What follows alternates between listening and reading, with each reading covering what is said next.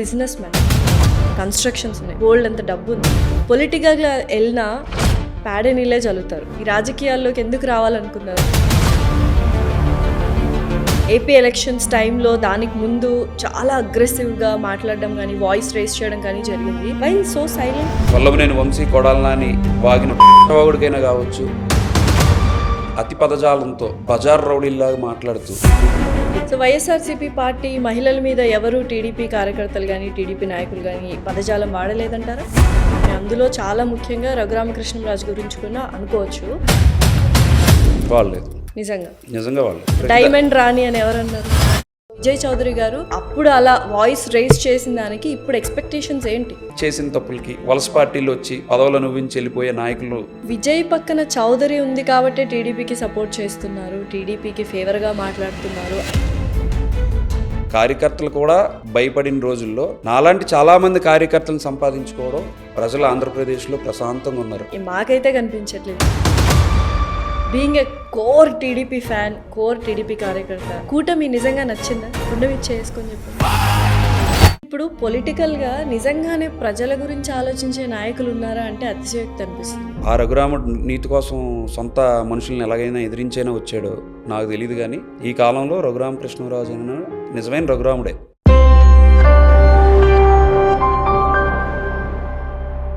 Hello everyone, ఇవాళ ఒక inspiring achiever స్టోరీతో మీ ముందుకు వచ్చేసాను. ఆంధ్ర ఎలక్షన్స్ అప్పుడు ఒక మంచి కాజ్ కోసం, ఒక బ్యాడ్ అండ్ ఈవిల్ థింగ్స్ కోసం ఒక వాయిస్ రైజ్ అయింది. ఎవరిదా వాయిస్? అసలు ఆయన లక్ష్యాలు ఏంటి? ఎందుకు అంత స్టాండ్ తీసుకోవాల్సి వచ్చింది? In spite of facing all the problems, ఒకటి కాదు రెండు కాదు 16 కేసులు పెట్టడం జరిగింది అలా వాయిస్ రేస్ చేసినందుకు, పోరాడినందుకు. ఇప్పుడు ఎందుకు సైలెంట్ అయిపోయారు?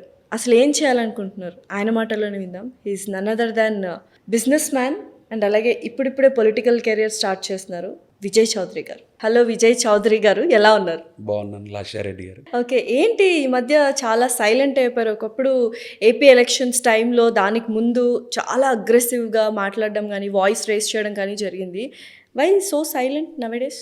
లేదు, నేను తెలుగుదేశం పార్టీ ఎన్టీ రామారావు గారు స్థాపించిన పార్టీకి నిబద్ధత గల తెలుగుదేశం కార్యకర్తని, like front line warrior. TDP పార్టీకి కష్టాలున్న ప్రతిరోజు కష్టాల్లో ఫ్రంట్ లైన్ వారియర్గా పనిచేయడం అనేది నా బాధ్యతగా తీసుకొని పనిచేశారు. సో మీలా చాలా మంది ఉన్నారు కదా, మీకు వాళ్ళకి ఏంటి డిఫరెన్స్? ఎన్ఆర్ఐలు కూడా ఉన్నారు, చాలా మంది ఉన్నారు, ఎన్ఆర్ఐలు ఉన్నారు, చాలా మంది ఉన్నారు, కార్యకర్తలు ఉన్నారు. కానీ ఆ మోగబోయిన రోజుల్లో కార్యకర్తలు కూడా భయపడిన రోజుల్లో నాలాంటి చాలా మంది కార్యకర్తలను సంపాదించుకోవడం, తెలుగుదేశం పార్టీ స్థాపించిన రోజు, అన్న ఎన్టీఆర్ గారు స్థాపించిన రోజు, మాలాంటి అతివాది కావచ్చు, తీవ్రవాది అనుకోవచ్చు, మాలాంటి కార్యకర్తలు ఉన్న పార్టీ తెలుగుదేశం పార్టీ. సో ఎటువంటి టాపిక్స్ మీద వాయిస్ రేజ్ చేశారు? చాలా విషయాలు ఉన్నాయి, అందులో చాలా ముఖ్యంగా రఘురామకృష్ణరాజు గురించి కూడా అనుకోవచ్చు. సో ఆ టైంలో అసలు ఎటువంటి టాపిక్స్, అంటే వేరే కార్యకర్తలు రేజ్ చేయని టాపిక్స్ మీరేం రేజ్ చేశారు, ప్రజల ముందుకు తీసుకొచ్చారు? ఎటువంటి? అలా అని కాదు లాష, ఒక అతి పదజాలంతో బజార్ రౌడీల్లాగా మాట్లాడుతూ. బేసిక్గా నా క్యారెక్టర్ ఏంటంటే సాఫ్ట్గా నా పని నేను చేసుకొని వెళ్ళిపోయే క్యారెక్టర్. లేదు అంటే కొంచెం అగ్రెసివ్ అండ్ ఎమోషనల్గా ఉంటాను. అంటే లోకేష్ అన్న వాళ్ళ తల్లిగారైన బోనమ్మని వాళ్ళు వాడిన పదజాలం రోజైనా కావచ్చు, రఘురామరాజు గారిని తీవ్రంగా హింసించి బాధపెట్టి పుట్టినరోజు నాడు జైల్లో పెట్టి కొట్టి ఆ రోజైనా కావచ్చు, వల్లభనేని వంశీ కొడాలని వాగిన పిచ్చవాగుడికైనా కావచ్చు, ఆ ఎమోషనల్ నేను తట్టుకోలేను. సో ఎమోషనల్గా ఎగ్జిట్ తీసుకోవడంలో ఆటోమేటిక్గా తీవ్ర స్థాయిలో ఫైట్ చేయాల్సి వచ్చింది. చాలా కేసులు పెట్టారు, దాని మీద కూడా ఫైట్ చేస్తూనే ఉన్నాను. సో వైఎస్ఆర్సీపీ పార్టీ మహిళల మీద ఎవరు టీడీపీ కార్యకర్తలు కానీ టీడీపీ నాయకులు కానీ పదజాలం వాడలేదంటారా? వాళ్ళు నిజంగా వాళ్ళు డైమండ్ రాణి అని ప్రతి దాంట్లో ఉంటారు. డైమండ్ రాణి అని ఎవరన్నారు? డైమండ్ రాణి అని మేము రోజు అని అనుకుంటా. నేను అంతగా ఫాలో అను. అంటే నేను అదే అంట, వాళ్ళ భాషను బట్టి మా భాష మారిందంట. వైసీపీ వాడిన భాషకి కౌంటర్ పార్ట్గా వచ్చినవే తప్ప మా పార్టీ నుంచి ఏ రోజు ఇప్పుడు ఎగ్జాంపుల్ లాస్ట్ 6 monthsగా చూడండి, ప్రజలు ఆంధ్రప్రదేశ్లో ప్రశాంతంగా ఉన్నారు. ఒక మహానుభావుడి పాలనలో, ఒక పవన్ కళ్యాణ్ గారి సపోర్ట్తో, డిప్యూటీ స్పీకర్ గారు ఇప్పుడు మా గురువు గారు అయిన రఘురామరాజు గారు దీంట్లో మొత్తం ప్రజలు ప్రశాంతమైన పాలనలో ఉన్నారు. ఎవరు యారోగెన్సీ లేదు, ఎవరి పనాలు చేసుకుంటున్నారు, ప్రభుత్వ ఉద్యోగస్తులు వాళ్ళ పనాలు చేస్తున్నారు, అంతా ప్రశాంతంగా ఉంది. ఈవెన్ చంద్రబాబు నాయుడు గారు వైసీపీ మహిళల పేరుని పెడితే మా పార్టీ కార్యకర్తల మీద కూడా కేసులు పెట్టి అరెస్ట్ చేయమని చెప్పారు. తెలుగుదేశం పార్టీ కార్యకర్తలు రీసెంట్ టైమ్స్ అవును చూసాను. 4-5 days బ్యాక్. కరెక్ట్. అంటే అంత నిబద్ధత కలిగిన పార్టీ. మేము కూడా చూడండి, నేను కూడా అక్కర్లేకుండా నా పోస్టులు కానీ నేను కూడా, మీరు అడిగారు కదా ఎందుకు మాట్లాడట్లేదు ఏంటి అనేది, మాట్లాడాల్సిన అవసరం రాకూడదనే కోరుకుంటా. అంత స్పీడ్గా అంత అగ్రెసివ్గా మాట్లాడకూడదనే కోరుకుంటా.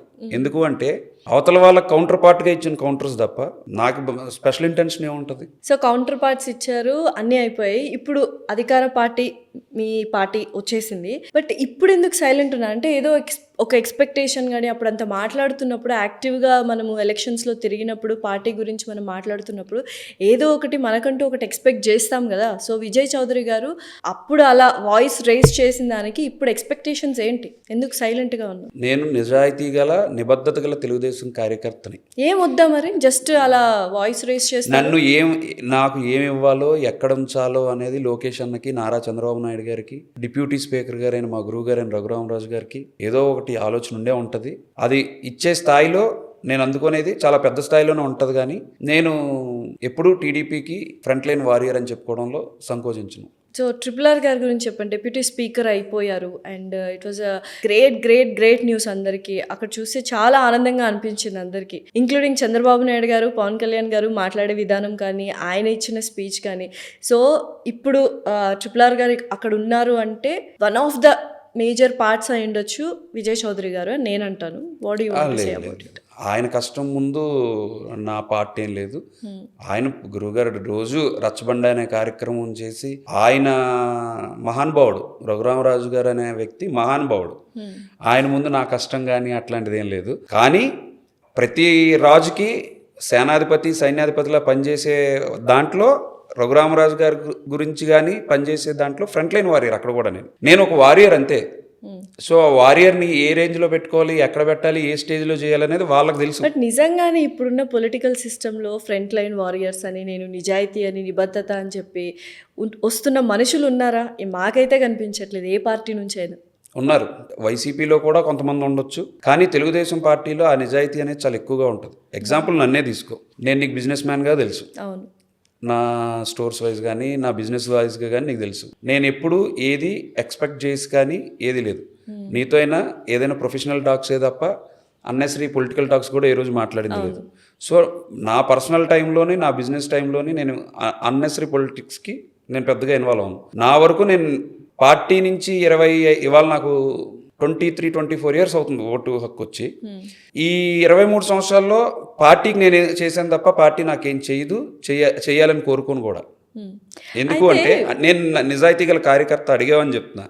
సో నాలాంటి కోట్ల మంది కార్యకర్తలు ఉన్న పార్టీ తెలుగుదేశం పార్టీ. మా తెలుగుదేశం పార్టీలో నిజాయితీగా ఉంటారు 99%.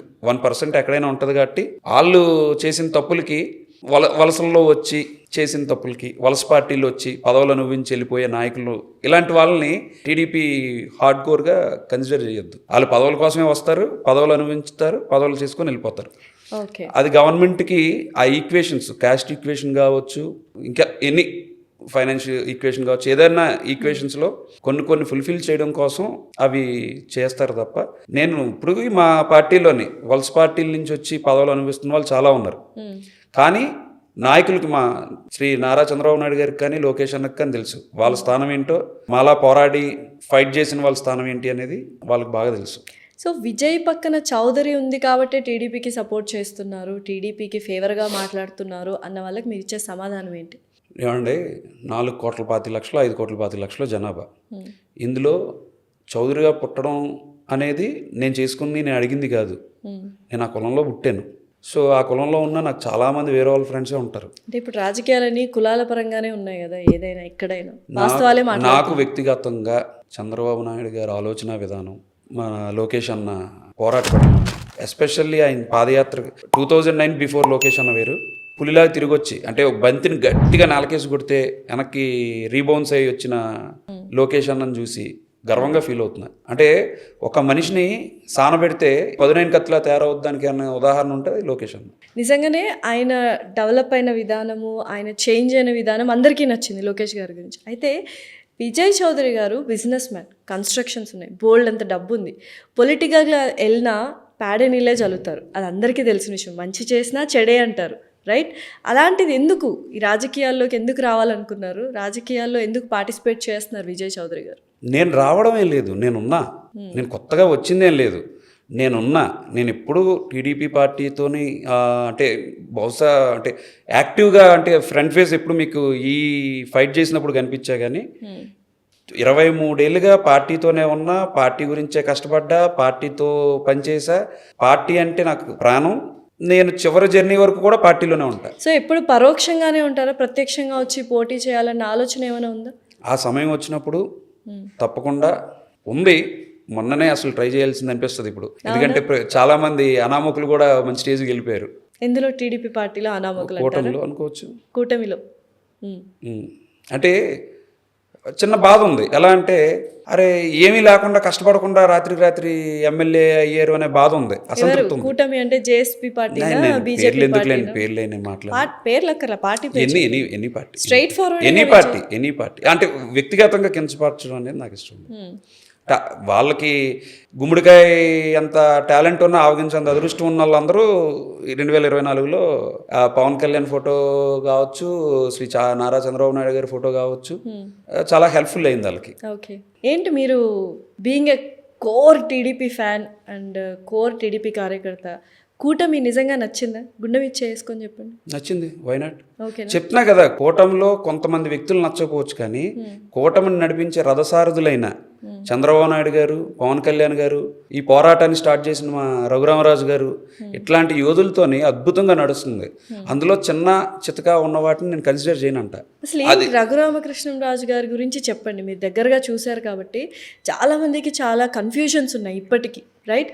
స్టార్టింగ్ నుంచి ఫస్ట్ వైఎస్ఆర్సీపీ పార్టీలో ఉన్నారు, పార్టీలో ఉండగానే ఆ పార్టీ మనుషుల్ని తిట్టారు. సో నెక్స్ట్ జైలుకి వెళ్ళారు, గొడవలు పడ్డారు, 3rd డిగ్రీ కూడా ఆయన మీద ప్రయోగించారు అని అవన్నీ చూసాం, ప్రూఫ్స్ అన్నీ. ఏంటి అసలు ఆయన గురించి మీరు ఏం చెప్తారు ఒక్క మాటలో?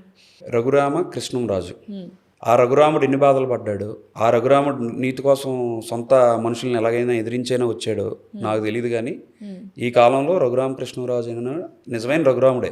అంత నష్టం ఏం జరిగింది రఘురామకృష్ణరాజు? నష్టం జరిగితే మాట్లాడడం కాదు, తన పార్టీ తప్పు చేస్తుంది అనేది బహిర్గతంగా గట్టిగా మాట్లాడి ఆ పార్టీలో ఉన్న లోపాలని విమర్శించినందుకు ఆయనకి ఇచ్చిన ట్రీట్మెంట్ వాళ్ళది.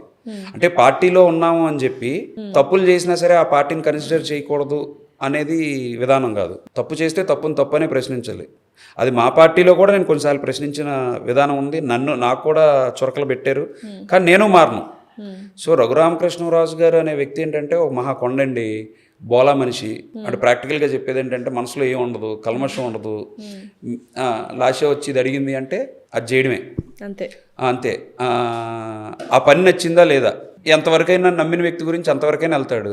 అతను రెస్పెక్ట్ ఎక్స్పెక్ట్ చేస్తాడు. ఎందుకు అంటే అతను అదే రేంజ్లో రెస్పెక్ట్ ఇస్తాడు, అభిమానిస్తాడు మనుషులకి.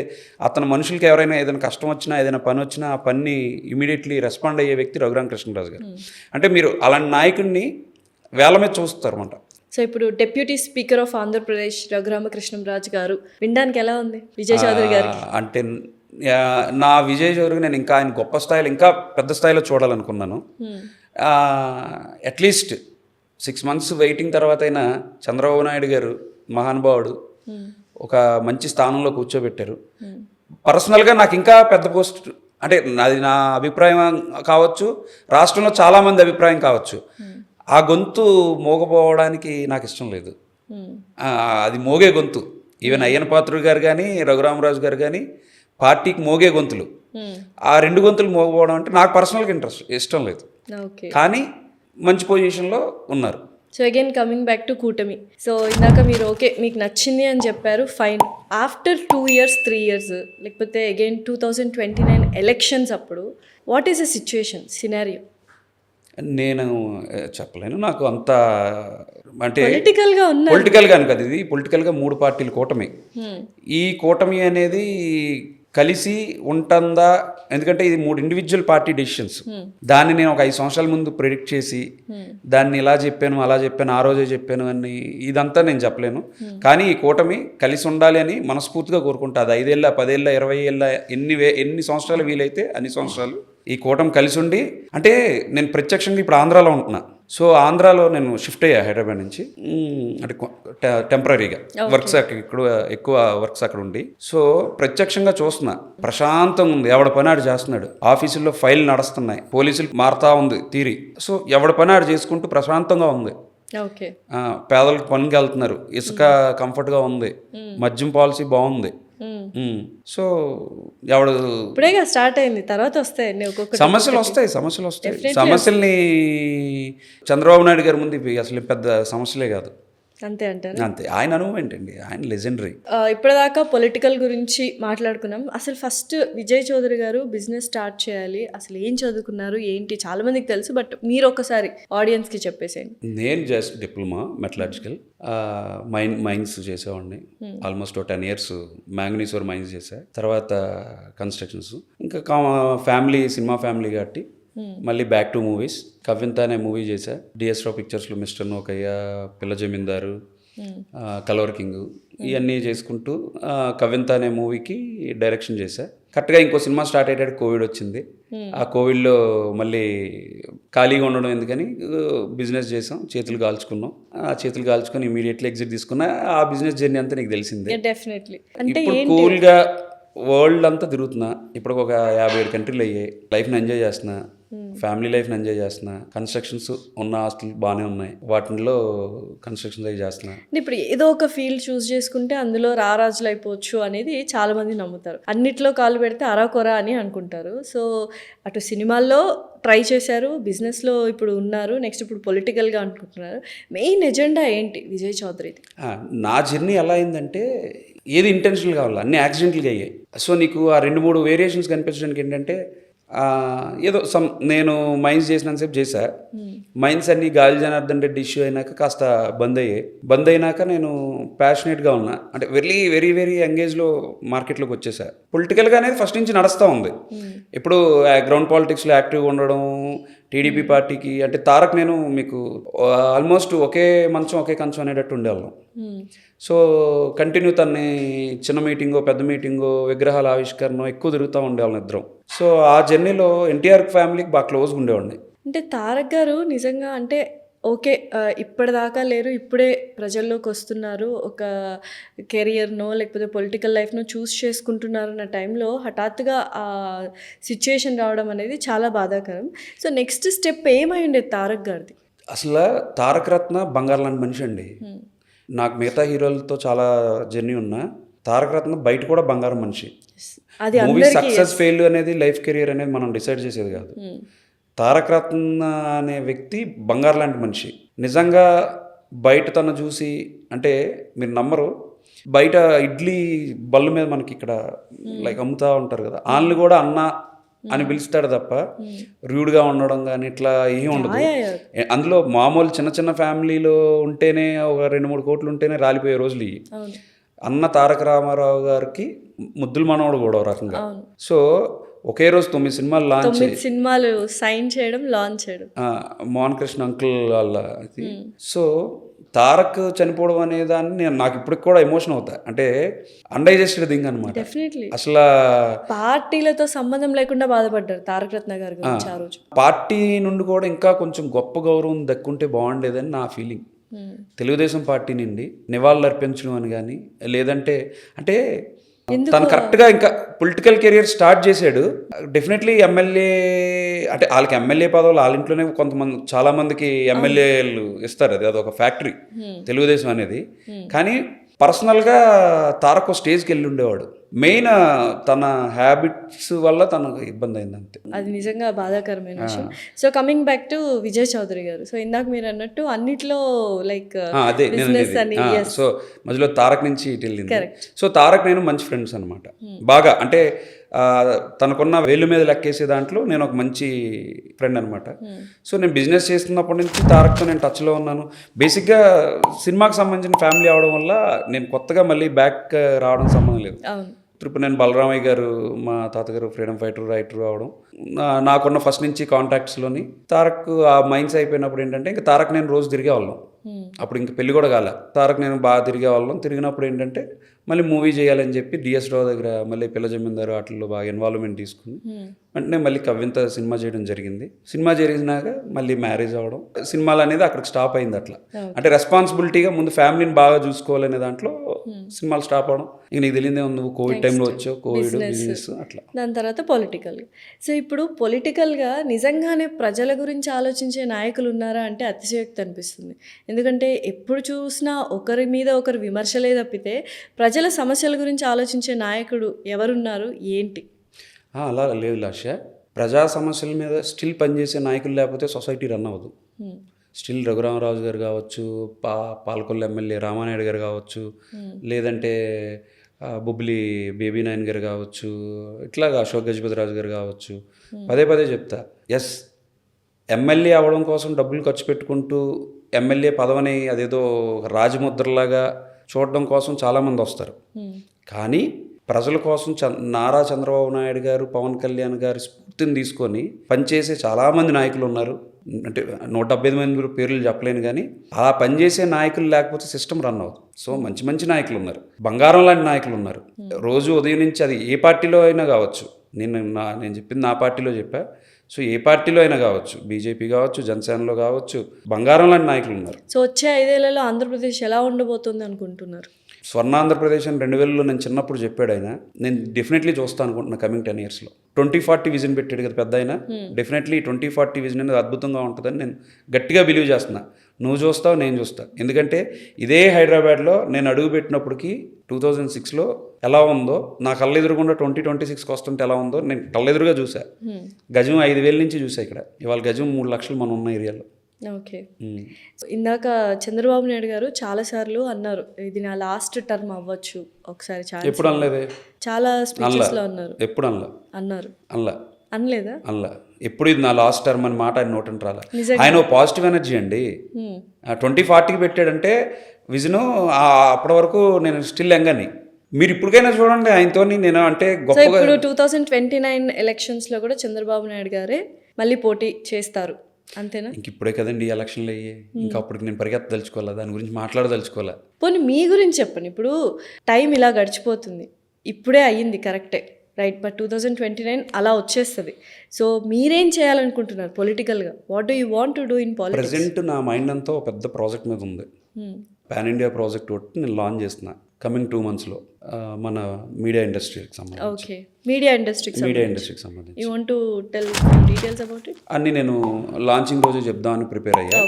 సో అప్లికేషన్ లాంచింగ్ రోజే అన్ని ఆటోమేటిక్గా తెలుస్తాయి.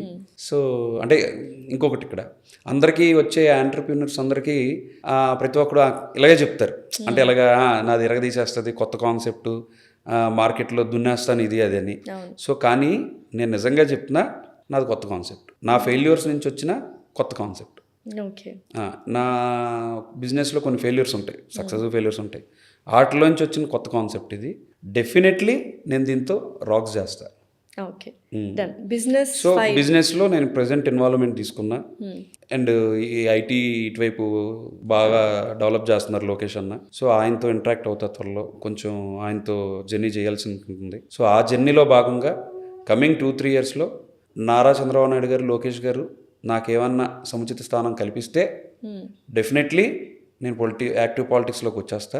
ఆ ఆలోచనలు వాళ్ళకు ఉన్నాయని మీరేమైనా ఆలోచిస్తున్నారు? అడగందే అమ్మాయినా అన్నం పెట్టదు. అడిగారా? ప్రెజెంట్ అడగలేదు, ఎప్పుడూ అడగలేదు, అడగను కూడా. ఇంక ఇప్పుడైతే అడగను కూడా. ఇప్పుడే అడగాల్సింది, ఇప్పుడే వాళ్ళు అధికారంలో ఉన్నారు. లేదు, వాళ్ళకి నేను అధికారంలో లేనప్పుడు పోరాడిన వ్యక్తుల్లో, కేసులు పెట్టించుకున్న వ్యక్తుల్లో వాళ్ళకి తెలిసి నేను ఉన్నానని గట్టిగా. ఇప్పుడు గుర్తున్నారా అనేది నా ప్రశ్న. లేదు, బాగా గుర్తున్నాను. నిన్న కూడా రఘురామరాజు గారు డిప్యూటీ స్పీకర్, దానికి వెళ్ళాము, అన్నీ చూసుకున్నాం, అన్నీ ఉన్నాం. అంటే నేను పదవులు వస్తేనే గుర్తున్నట్టు గుర్తులేనట్టు కాదు. సాక్రిఫైస్ ఎవరు చేయాలి? ఇంట్లో మనుషులే చేయాలి. పదవుల కోసం సాక్రిఫైస్ ఎవరు చేయాలి? మీరు పదవులు ఆశించట్లేదు? అంటే నేను కొంచెం పెద్ద స్థానమే ఆలోచిస్తున్నా. నాకు ఈ చిన్న కార్పొరేషన్లు పదవి కావాలి, నేను ప్రత్యక్షంగా ఆలోచిస్తున్నా. ఇస్తే తీసుకోవడం ఇష్టం లేదు, గెలిచే తీసుకుందాం అనుకుంటున్నాను. నేను ప్రజలకు ఏం చేయాలనుకుంటున్నారు?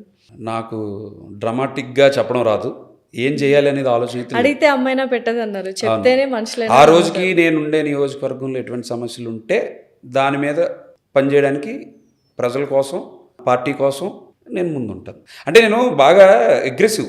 దేనికైనా అసలు ముందు ఈ ఎడం పక్క ఏం జరుగుద్ది, కుడి పక్క ఏం జరుగుద్ది, వెనక్కి ఏం జరుగుద్ది అనే నేచర్ కాదు, స్ట్రైట్కి వెళ్ళిపోవడమే. చాలాసార్లు పడ్డా, దెబ్బలు తగిలే, మళ్ళీ లేచి పరిగెత్తా, ఇంకా స్పీడ్గా పరిగెత్తా. ఓకే. సో అది బిజినెస్లోనే అలాగే జరిగింది, పొలిటికల్ కెరియర్లోనే అలాగే అయింది. సో డబ్బులు పోగొట్టుకోవాలనుకుంటే సినిమా ఇండస్ట్రీకి వెళ్ళాలి, డబ్బులు సంపాదించుకోవాలంటే పొలిటికల్గా వెళ్ళాలి అంటారు. Correct me if I'm wrong this statement. Wrong. ఎలా? ఇవాళ స్వర్ణయుగం నడుస్తుంది సినిమా ఇండస్ట్రీలో లాస్ట్ 4 years నుంచి. అంటే అవుట్ ఆఫ్ 1000 డైరెక్టర్స్ ఉంటే 10 మంది డైరెక్టర్లు హిట్ అవుతున్నారు. Talking about that success failures గురించి మాట్లాడను. డైలీ ఒక 50,000 మంది పనిచేస్తున్నారు. సో ప్రొడ్యూసర్స్ ఎవరైనా డబ్బులు పోగొట్టుకుంటున్నారు అంటే వచ్చి ఇన్వాల్వ్మెంట్ తీసుకోకుండా డబ్బులు ఉన్నాయి కదా అని సినిమా తీస్తున్నారు. ఇప్పుడు వెంకటేష్ గారు అలానే, సురేష్ బాబు గారు ఎందుకు సినిమాలు తీయట్లా, రానా కొన్ని సినిమాలు ఎందుకు ప్రొజెక్ట్ చేస్తున్నారు బయటికి అంటే వాళ్ళకి తెలుసు. దిల్ రాజు గారు కానీ వాళ్ళు ఇందులోనే ఇండస్ట్రీలోనే ఎక్స్పీరియన్స్ చేశారు, ఏం తీయకూడదు అంటే. లాస్ట్ నువ్వు నమ్ము, నేను నాకు సినిమా జర్నీ ఎక్కువ ఉంది కాబట్టి నేను చెప్తున్నా, చాలామంది ప్రొడ్యూసర్స్ డబ్బులు ఉన్నాయి కాబట్టి సినిమా తీస్తున్నారు. డబ్బులు ఉన్నాయని తీయొద్దు. మీరు ఏదైనా సినిమా తీసుకోవాలి అంటే చాలామంది ప్రొడ్యూసర్లు చెప్పింది, పెద్ద వాళ్ళు చెప్పారు, నేను సరిపోను కూడా చెప్పడానికి. ముందు పని చేయండి, ఇంటరాక్ట్ అవ్వండి, సినిమాని ప్రేమించండి, సినిమాతో ఇంటరాక్ట్ అవ్వండి. ఆ సినిమాని ఎలా తీస్తున్నారో సీనియర్స్ అనేది వాళ్ళ దగ్గర కొంచెం నేర్చుకోండి. ఓ 1 year జర్నీ చేయండి, అప్పుడు సినిమా తీయండి. డైరెక్ట్గా ఎవడో వచ్చి కథ చెప్పాడు అని చెప్పి తీస్తే మాత్రం నువ్వు చెప్పిన ఫెయిల్యూర్స్. ఇవాళ ఓటీటీ ఎంత బాగుంది, డిజిటల్ వచ్చినాక ఇవాళ నీ కెరియర్ స్టార్ట్ చేసిన కాడి నుంచి ఎగ్జాంపుల్ తీసుకో, స్వర్ణయుగం నడుస్తుంది. ట్రూ. మీడియా ఇండస్ట్రీలో సక్సెస్ రేట్ ఉన్న ఇంకొక 10 years వరకు కూడా స్వర్ణయుగం నడుస్తుంది అంటే నా అంచనా. ఇప్పుడు దీని మీద నువ్వు ప్రిడిక్ట్ చేయమంటే చేస్తా. ఓకే. అంటే ఎక్స్పీరియన్స్ ఉంది కాబట్టి. Definitely yeah. సోషల్ మీడియా మీద మీ అభిప్రాయం ఏంటి? ఇప్పుడున్న సో కాల్డ్ యూట్యూబ్ ఛానల్స్ కావచ్చు, టీవీ ఛానల్స్ కావచ్చు, what are they projecting, are they doing correct? అసలు ఒక్కోసారి నా వీడియోలే నాకు నచ్చవు. అంటే అగ్రెసివ్గా చెప్పే కదా ఇందాక వెళ్ళని, సోషల్ మీడియాని రిస్ట్రిక్ట్ చేయాల్సిన అవసరం ఇండియాకి చాలా అవసరం ఉంది. చాలా నాన్ సెన్స్ అయిపోతుంది. స్క్రీన్ టైం పెరిగిపోయింది, ప్రతి మనిషి స్క్రీన్ టైం పెరిగిపోయింది. పెరిగిపోయి బూతులు తిట్టేసుకొని, నేనైనా ఆ 2 వీడియోలు 3 వీడియోల్లో కొంచెం మరీ ఎక్కువగా మాట్లాడటానికి నాకే నచ్చదు. పర్సనల్గా ఇప్పుడు నువ్వు అడిగితే వాళ్ళకి కౌంటర్ పార్ట్గా చేసాను తప్ప నాకు కూడా అది ఇష్టం ఉండదు. రిమైనింగ్ వీడియోస్ చాలా బాగుంటాయి. రఘురామరాజు గారి గురించి ఫైట్ చేసిన వీడియోస్ చాలా బాగుంటాయి. సో ఏదైనా సోషల్ మీడియాని రిస్ట్రిక్ట్ చేసి చెడే ఎక్కువ వైరల్ అయిపోతుంది కదా. మీరన్నా ఆ 3 వీడియోసే ఎక్కువ వైరల్ అయి ఉంటాయి కదా. ఆబ్వియస్లీ మంచిగా ఇప్పుడు ప్రవచనాలు చెప్తే స్పీడ్గా ఏముంటుంది, ఎక్కువ వైరల్ ఉంది. నేను చెప్పే వాళ్ళు తప్ప, చూపించే వాళ్ళు తప్ప, నీకు ఎగ్జాంపుల్ స్ప్రెడ్ చేస్తున్న వాళ్ళది రాంగ్.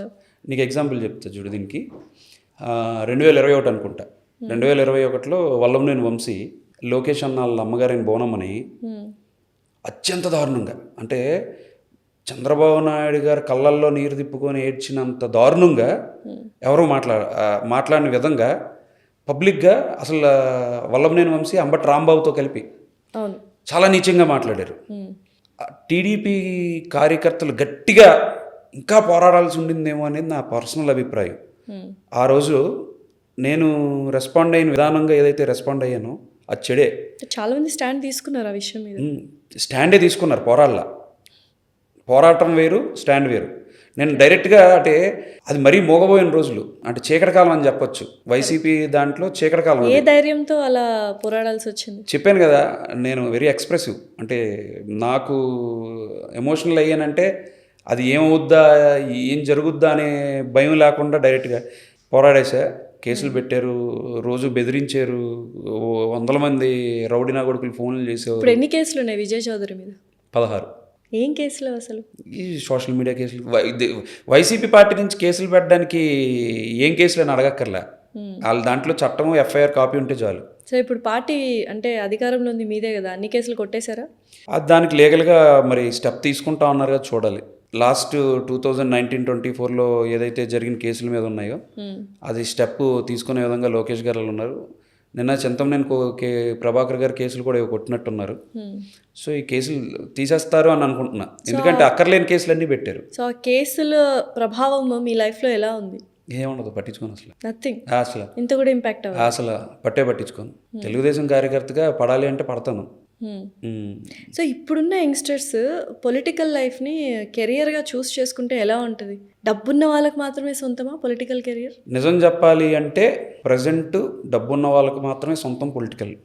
నిజం చెప్పాలంటే. మీరు డబ్బున్న వాళ్ళేగా, అందుకే పొలిటికల్ అలాగని కాదు. నేను చెప్పే కదా, నేను నాది వేరు. నేను ఫ్రాంక్గా చెప్పేస్తా. పని చేసి చాలామంది చదువుకున్న యువత ఉన్నారు, అందరూ ఉన్నారు. కానీ వాళ్ళు వచ్చిన ఇక్కడికి మన ఇన్వాల్వ్ అయిన పాలిటిక్స్లో డబ్బు లేకుండా వాళ్ళకి పదవులు కల్పించడంలో ప్రజలే ఒప్పుకోవట్లా చాలా వరకు. అరే 400 కోట్లు పట్టుకొచ్చాడంట, 500 కోట్లు పట్టుకొచ్చాడంట, 200 కోట్లు పట్టుకొచ్చాడని సౌండ్ లేకపోతే ప్రజలే పదవి ఇవ్వట్లా. ఏది మీరు చూసిన అసలు ఇక్కడని కాదు, మొత్తం పాన్ ఇండియా లెవెల్లో కెరియర్ పాలిటిక్స్ అనేది కమర్షియల్ అయిపోయి, అబద్ధం ఆడకుండా చెప్పాలంటే. కరెక్ట్. నిజంగా మామూలుగా సోదేయాలి లాషతో ఏదో ఇది అంటే పక్కాగా అవకాశాలు ఉంటాయి, ఇది అది అని ఏదేదో చెప్పొచ్చు, కానీ లేదు.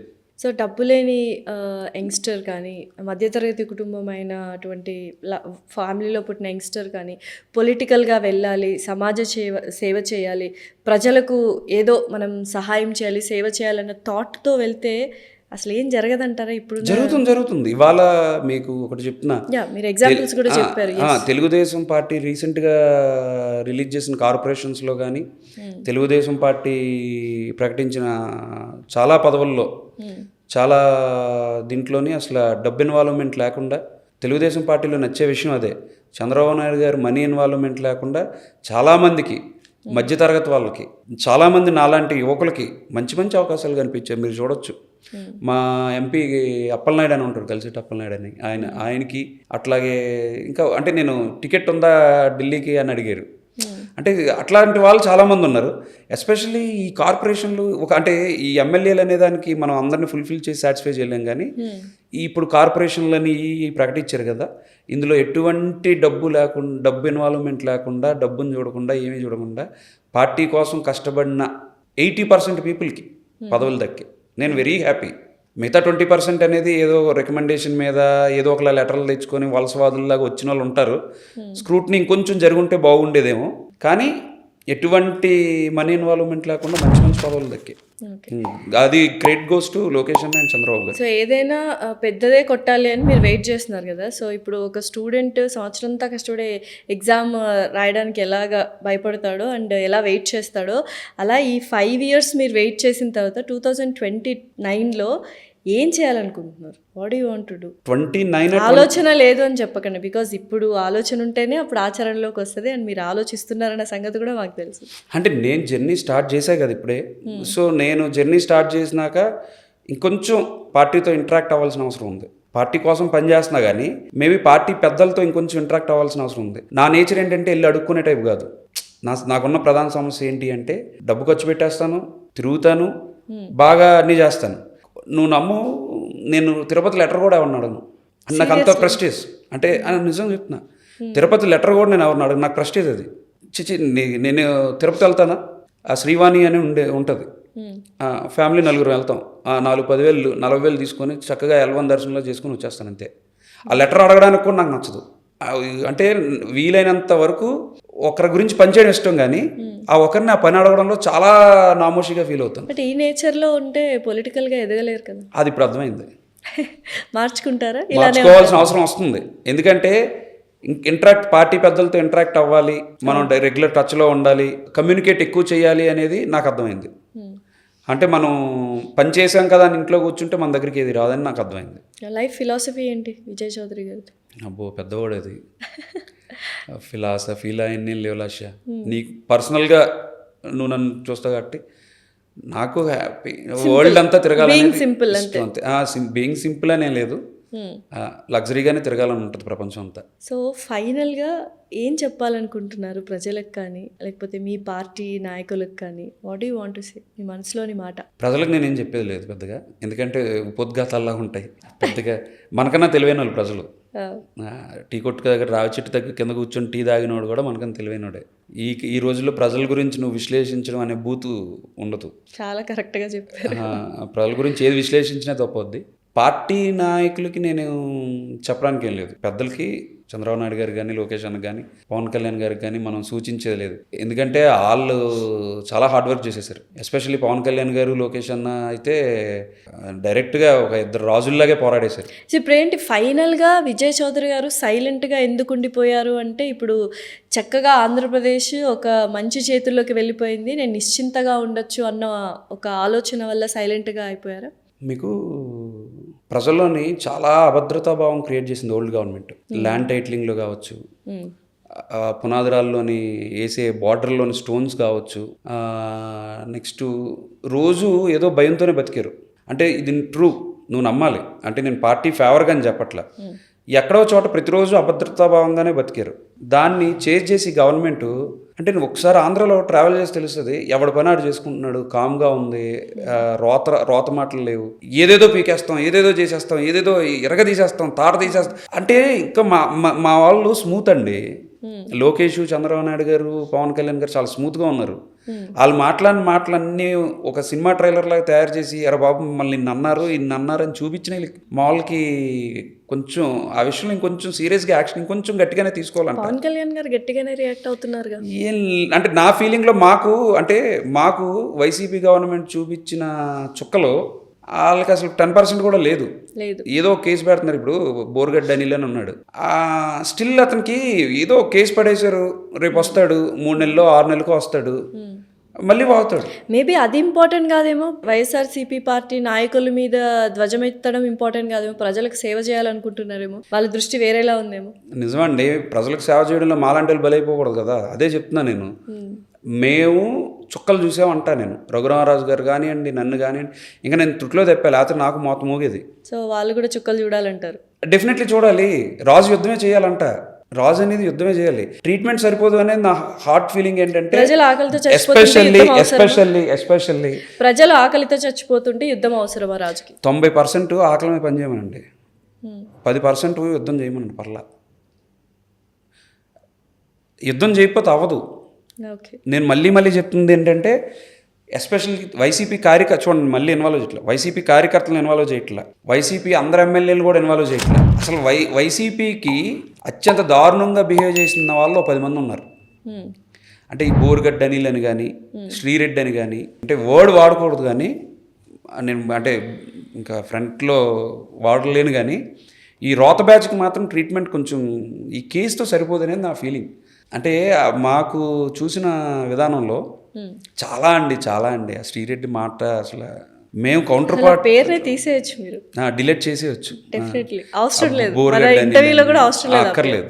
అంటే పవన్ కళ్యాణ్ అమ్మగారిని, పిల్లల్ని ఇంటర్వ్యూలో డిలీట్ చేయొద్దు కూడా, ఎందుకంటే పెట్టండి బర్లా, అంతేనా? అంతే. వాళ్ళ ట్రీట్మెంట్ నాకు సరిపోదు అనేది రాష్ట్రంలో ఉన్న తెలుగుదేశం కార్యకర్తలు, సామాన్య ప్రజలు, బీజేపీ కార్యకర్తలు, ఎస్పెషల్లీ జనసేన కార్యకర్తలు ఎవ్వరికి ఆ ట్రీట్మెంట్ సరిపోలేదని అన్సాటిస్ఫైగా ఉన్నాం. సో ఈ ఇంటర్వ్యూ ద్వారా గట్టిగా చెప్పాల్సింది ఏంటంటే, అది మాత్రం గట్టిగా చెప్పాలి, ట్రీట్మెంట్ సరిపోదు. ఈ విజయం టీడీపీ కావచ్చు, బీజేపీ కావచ్చు, జనసేన పార్టీ కావచ్చు, ఈ విజయం వెనకాల సో నరేంద్ర మోడీ గారి హస్తం ఏంటి, పాత్ర ఏంటి? చాలా ఉంది కదండి.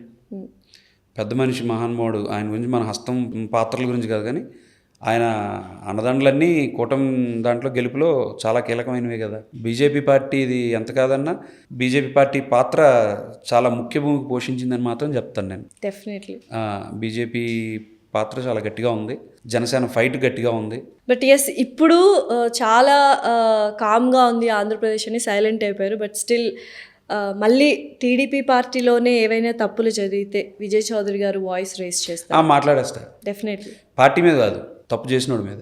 పార్టీ ఎప్పుడు నిబద్ధత గల పార్టీ. మీరు గుర్తుపెట్టుకోండి, నారా చంద్రబాబు నాయుడు గారు స్థాపించిన అన్న ఎన్టీ రామారావు గారు, ప్రజెంట్ మా యువ నాయకుడు లోకేష్ అన్న, వీళ్ళందరూ మహానుభావులు అంటారు. కానీ చిన్నా చితక ఎవరైనా తప్పు చేస్తే, అది ఎమ్మెల్యే లెవెల్లో అయినా, మినిస్టర్ లెవెల్లో అయినా, ఇంటెన్షనల్గా తప్పు చేస్తే ఈ విజయ్ చౌదరి భయపడకుండా మాట్లాడగలడు వాళ్ళ మీద. డెఫినెట్లీ వాయిస్ మాత్రం తగ్గదు. సో ఇలానే ఉండాలని నేను నిజాయితీ నిబద్ధత గల తెలుగుదేశం కార్యకర్తని, ఇందులో భయపడను.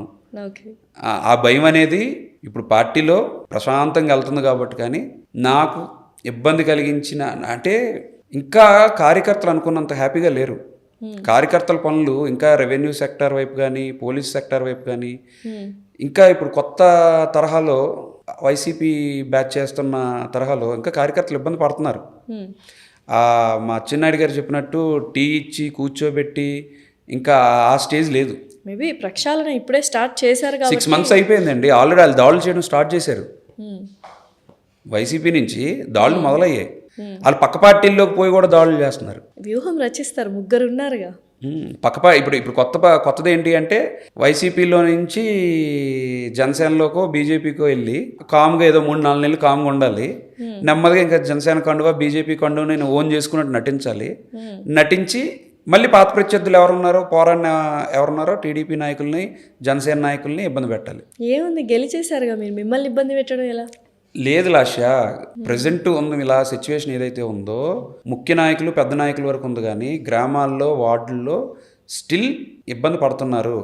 స్టిల్ వైసీపీ వాళ్ళు దౌర్జన్యం చేస్తున్నారు. సో ఇప్పుడు మీరు ఆ విషయం మీద వాయిస్ రైజ్ చేయొచ్చుగా. అంటే ఇంకా అది తీవ్రతరం అవ్వలేదు కాబట్టి చేయట్లా. సో పీక్స్కి వెళ్ళిన తర్వాత అది ఇంకా చిన్న లెవెల్లోనే ఉంది. నేను చెప్తున్నాను కదా, ఏ రోజైనా టీడీపీ పార్టీకి అవసరం ఉన్న రోజు, కష్టాల్లో ఉన్న రోజు విజయ్ చౌదరి వాయిస్, విజయ్ చౌదరి ప్రత్యక్ష ఫైట్ ఎప్పుడూ ఉంటుంది. విజయ్ చౌదరి కదా ఇందాక అన్నారు కదా ఏవో ఇబ్బందులు పెడుతున్నారు కూటమిలో ఉన్న వాళ్ళు, లేకపోతే పక్క పార్టీలో నుంచి కూటమిలోకి వచ్చి అన్ని పార్టీస్లోకి వచ్చి ఇబ్బంది పెడుతున్నారు. ఎగ్జాంపుల్స్ ఇవ్వగలరా? ఎగ్జాంపుల్ నాకే ఫేస్ అవుతుంది అంటున్నా. ఏంటిది? నీకు ఒక ఎగ్జాంపుల్ చెప్తా లాష. నాది ల్యాండ్స్ కొన్ని బొబ్బిలి కాన్స్టిట్యూన్సీలో ఉన్నాయి.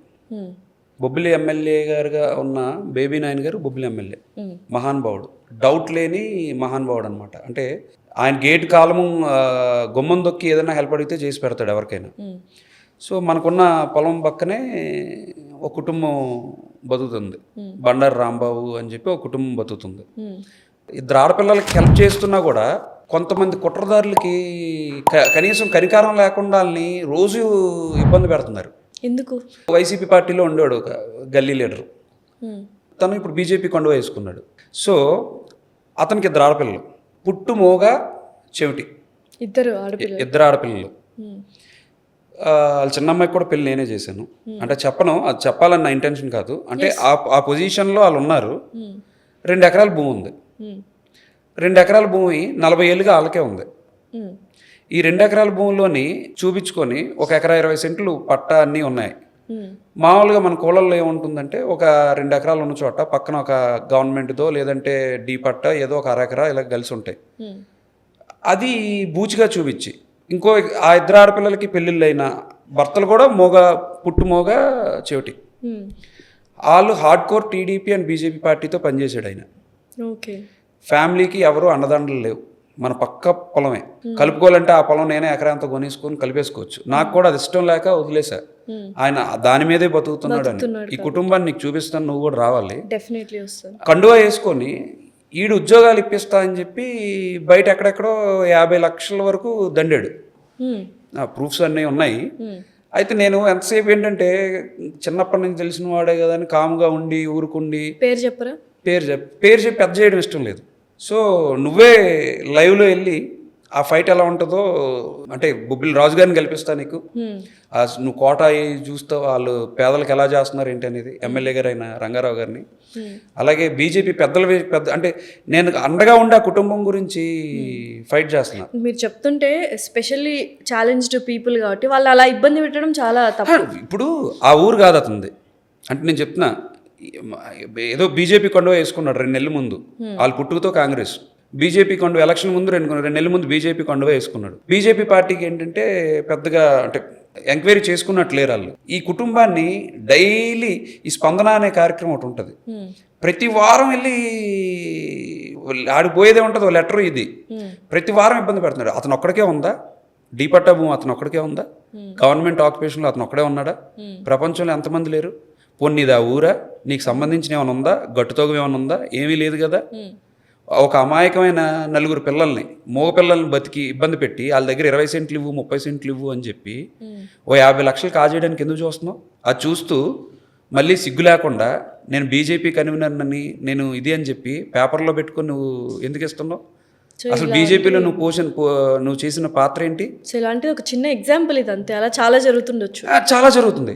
అది ఏంటి, అభం శుభం తెలియని ఒక కుటుంబానికి విజయ్ చౌదరి ఉన్నాడు. నేను వాళ్ళ కోసం ఎంతైనా ఫైట్ చేస్తా, అన్నదండుకుంటా. ఈ విషయాన్ని ఇప్పుడు స్టేట్ లెవెల్ వరకు తీసుకెళ్ళకూడదు అని ఊరుకున్నా. ఇప్పుడు పురంధేశ్వరి గారికి కానీ పెద్దలందరికీ కూడా ఆడు గురి చేస్తున్న ఇబ్బందులకి నేను వీళ్ళందరినీ తీసుకెళ్ళి, ఇల్లు గూడు లేని వాళ్ళు గూళ్ళు కట్టుకుంటే తప్ప, ఈ భూమి మీద పుట్టడం ఓ మనిషికి కల్పించిన హక్కే కదా. డెఫినెట్లీ. కల్పించినాక వాళ్ళేంటి బంగ్లాలు కోటలు కట్టుకోలేదు కదా, ఓ 3 సెంట్లు ఇల్లు కట్టుకున్నారు తప్ప. వాళ్ళందరూ నీకు డబ్బులు ఇవ్వాలా? వాళ్ళందరినీ నువ్వు బ్లాక్మెయిల్ ఎందుకు చేస్తున్నావు? నీకు వాళ్ళకి అసలు ఎటువంటి సంబంధం ఉంది? ఈ భూమి మీద పుట్టినవాడికి చట్టం ప్రకారం కూడా ఇల్లు కట్టుకునే హక్కు ఉంది. డెఫినెట్లీ. అవి నాలాలు కాలువలు కాకుండా ఉంటే చాలు. గూడు ఎక్కడ కట్టుకుంటాడు? భూమి మీదే కట్టుకోవాలి. సో వాళ్ళ దగ్గర ఉంటే వాళ్ళని రోజు హింస పెట్టేస్తున్నాడు, డైలీ హింస. ఒక ఎగ్జాంపుల్ నారా లోకేష్ గారికి, పురంధేశ్వర్ గారికి, పవన్ కళ్యాణ్ గారికి ఇవ్వాలి. డెఫినెట్లీ. అంటే ఇలాంటివి చాలా జరుగుతున్నాయి, బయటికి రావట్లా. సో దీనికోసం, ఇలాంటి వాళ్ళ కోసం ఈ బ్లాక్ మెయిలర్స్ ప్రతి ఊర్లో ఉన్నారు. వీళ్ళు ఏంటంటే ఏది అధికారంలో ఉంటే అధికారంతో ఉన్న టచ్లో కూటమి పార్టీలకైనా ఇటైనా వెళ్ళి కండువా కప్పుకొని ఎవరైతే వీక్గా దొరుకుతారో సొసైటీలో వాళ్ళని పిండి చేసి డబ్బులు తీసుకుని బ్లాక్ మెయిలర్స్ ప్రతి ఊర్లో, ప్రతి గ్రామంలో ఉన్నారు. రజనీకాంత్ గారు అంటారు కదా, ఊరన్నా కుక్కలు ఉంటుంది, ఆ కుక్కల్లో మురిగే కుక్కలు ఉంటాయని. సో ఈ కుక్కల మీద ఫైట్ చేయాలి.